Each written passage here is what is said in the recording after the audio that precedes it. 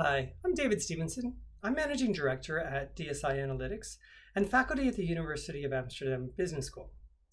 At the Machine Learning Week Europe this November, in my workshop, we'll cover the key strategies to bring your analytics project to successful completion.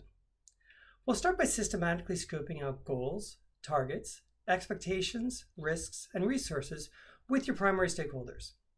We'll discuss the importance of a well-planned launch phase and of maintaining stakeholder alignment throughout the project. You'll learn how to tackle the uncertainties that are inherent in this innovative field, how to manage setbacks, and keep communication lines open even as you navigate through a lot of potential setbacks and delays. We're also going to talk about some common tooling and frameworks that are going to make it easier for you to execute the project, whether it be in securing resources or managing the diverse organizational perspectives that you'll encounter.